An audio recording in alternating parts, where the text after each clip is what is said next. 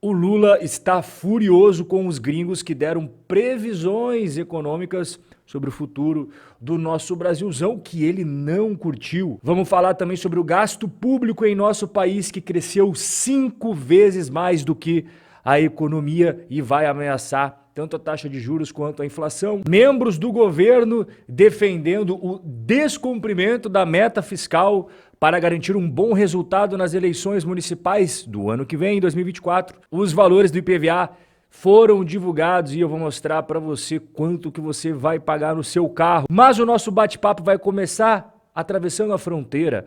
A Argentina removerá benefícios sociais de manifestantes. Vamos entender melhor essa história que tá dando um bafafá danado. A ministra do Javier Milei, que se chama Sandra Pettovelo, disse que os beneficiários dos programas sociais que participarem de manifestações marcados para esta quarta-feira, dia 20 de dezembro, terão seus cadastros anulados. Até aqui, a mídia brasileira está divulgando, mas tem uma outra parte que convenientemente eles não estão falando. Ela falou essas palavras, abre aspas, só quem não vai receber é quem vai à passeata e bloqueia as ruas. Quem bloquear as ruas não vai receber. E ela prosseguiu dizendo, manifestar-se é um direito, mas também é um direito que os argentinos possam circular livremente por todo o território nacional. Bom, esclarecido agora exatamente o que foi que eles decidiram, eu quero saber qual que é a sua opinião sobre essa decisão aí do governo do Javier Milei de cancelar os benefícios sociais de quem bloquear ruas, avenidas e estradas para protestar. Você é a favor? Você é contra? Escreve aqui embaixo nos comentários. Enquanto você vai escrevendo a sua resposta, a gente vai continuar o nosso bate-papo. Ontem, eu e você conversamos aqui sobre os gringos alertando sobre a dívida pública brasileira, que se a gente não fizer reformas, ela pode atingir 100% do PIB em 2037. E isso daí não foi bem recebido pelo governo Lula. Pelo contrário, o Lula criticou os gringos da OCDE, o presidente ficou irritado com a previsão ruim para a economia brasileira e diz que a OCDE deu palpite sobre o que não sabe. Olha, eu discordo aqui do Lula. O pessoal que fez esse trabalho projetando o futuro da economia brasileira dentro da OCDE fez um relatório super extenso com várias e várias páginas muito bem fundamentadas, por sinal. E aquilo que nós estamos conversando aqui ao longo de todo o ano de 2023 são os mesmos problemas que o pessoal da OCDE identificou. Não estou aqui querendo puxar a sardinha para o meu lado, só estou mencionando isso porque mostra que tem convergência com o que nós estamos falando há um bom tempo. Algo que eu percebo que é muito comum nesse governo, é que toda vez que tem uma análise, quando tem uma opinião que é contrária ao que eles gostariam de ouvir, aí eles descredibilizam a pessoa que me fez a análise ou o órgão que emitiu ali a sua opinião. Se a OCDE tivesse falado que o Brasil não tem problema nenhum, que a gente é a próxima à Suíça, eu duvido que a resposta seria nesse tom aqui do nosso presidente. Como que você vai corrigir os seus pontos cegos? Como que você vai melhorar as coisas se quando alguém faz uma crítica construtiva você recebe dessa forma? Infelizmente, é um comportamento muito preocupante que nós temos aí nas lideranças do nosso país. E já que nós estamos falando do nosso país, a reforma tributária, a transição para o novo sistema tributário vai de 2026 até 2077. Só depois de 2077 será possível dizer que a reforma tributária foi implementada integralmente na prática. Pois é, a reforma tributária foi aprovada, como você bem sabe, né? Nós falamos muito sobre isso ao longo desse ano todo, e agora está vindo à tona algumas verdades inconvenientes que a mídia não trouxe para o debate, porque não sei se você se recorda, antes da votação da reforma foi uma campanha maciça nos grandes meios de comunicação, as grandes mídias, para convencer os brasileiros sobre duas coisas da reforma tributária. A primeira, que não ia aumentar impostos, lembra? Eles juraram de dedinho que isso não ia acontecer. E a segunda promessa era de que seria simplificado o sistema tributário e, por consequência, a vida dos brasileiros. Eu e meia dúzia só de outras pessoas fazia parte desse grupo pequeno que falava o contrário. Nós dizíamos que sim, essa reforma vai aumentar os impostos e não, ela não vai simplificar a vida dos brasileiros. Bom, dito e feito, né? Agora a gente está vendo essas verdades que foram varridas para debaixo do tapete aparecendo, inclusive, na mídia que outrora estava defendendo com unhas e dentes essa reforma. Então, para você ter uma ideia da maluquice que a gente está falando aqui, a fase de transição do antigo modelo para o novo modelo vai durar de 2026 até 2077. Mas não é só esse o problema não, tá?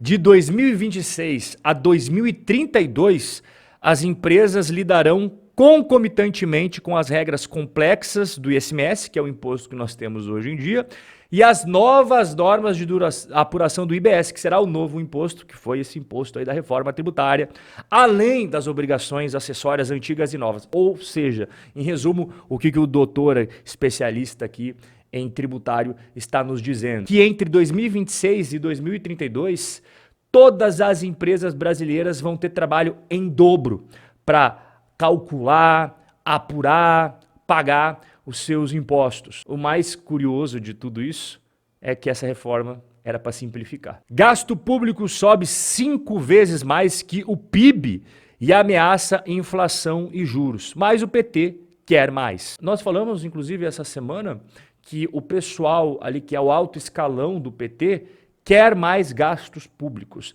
Acontece que os gringos, não só os da OCDE, mas de instituições privadas, estão alertando que isso é muito perigoso para o nosso país. Nós temos aqui os gringos da Europa, né, afirmando que o risco fiscal vem aumentando no Brasil diante da perspectiva de manutenção de déficits nos próximos anos e de perda de credibilidade do arcabouço fiscal. Ele que acabou de ser aprovado, os gringos que fazem uma análise mais isenta, mais imparcial, mais racional sobre o nosso país, olharam e falaram, vixe, isso daí não vai dar boa não, viu? Mas não só o pessoal ali da Europa, como também os asiáticos.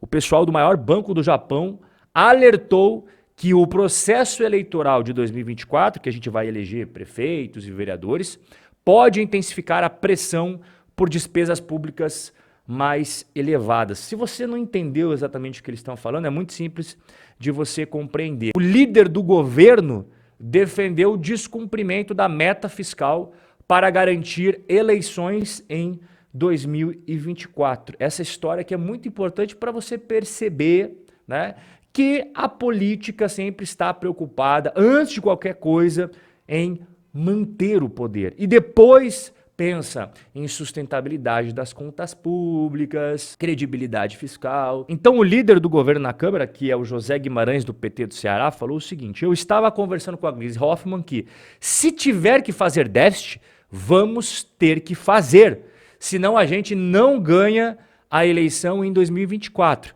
É claro que o governo Lula tem uma responsabilidade fiscal, mas temos um problema. Então aqui fica claro, para quem quiser enxergar, que antes de qualquer coisa é o mais importante manter o poder e conquistar também o poder naqueles lugares em que você ainda não conquistou. Depois é que você, se é que vai, né, se preocupar com finanças públicas, sustentabilidade fiscal e todas aquelas coisas que nós nos preocupamos muito, porque isso é o que vai dizer qual que será o futuro da cidade onde nós moramos, do estado onde a gente tem a nossa residência e do nosso país como um todo. E aproveitando que a gente está falando aqui de questão fiscal, tributos, impostos, você que tem carro ou moto, presta atenção.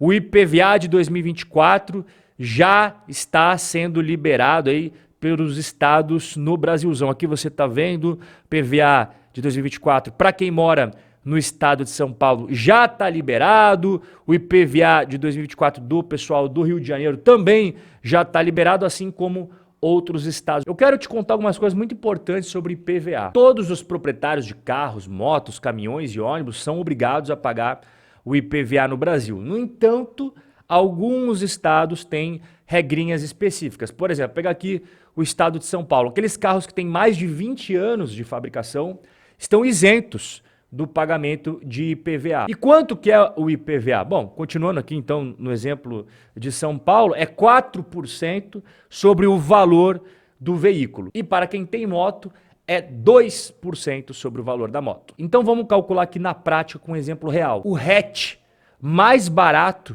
vendido hoje no Brasil é o Fiat Mobi, R$ 69.990. Então, se você tiver um Fiat Mobi no estado de São Paulo, você vai pagar de IPVA R$ 2.799. E o que acontece quando você não paga o IPVA? Como eu mencionei, cada estado tem regras diferentes, mas costuma ter muitas similaridades. Então, eu vou dar o exemplo aqui do estado de São Paulo. Você vai pegar o valor do imposto e vai somar uma multa de 0,33% ao dia de atraso. Depois de 60 dias, a taxa é fixada em 20% do valor do imposto. E caso você não tenha realizado o pagamento, após 60 dias, a multa será de 40% sobre o valor do IPVA. Além disso, eles inscrevem o seu nome no cadastro de inadimplentes do estado onde você mora e também impossibilita que você pegue o documento de licenciamento do seu carro. E quanto que você vai pagar? Basta você saber qual que é o valor do seu carro. E os preços que os estados pegam como referência para calcular é sempre com base na tabela FIPE, que você encontra tranquilamente entrando no Google, digitando tabela FIPE e depois o modelo do seu carro. As alíquotas elas podem variar também, Tocantins cobra 2% de IPVA, mas a maior parte dos estados cobra 4%, igual a gente viu no estado de São Paulo. Então, pegando aqui o exemplo mais comum, coloquei essa tabelinha aqui só para você ter uma ideia, né, de como que vai ser aí a mordida no seu bolso em relação ao IPVA proporcional ao preço do seu carro. O nosso bate-papo de hoje vai ficando por aqui, mas eu tenho encontro marcado com você amanhã neste mesmo lugar. Um forte abraço e até lá!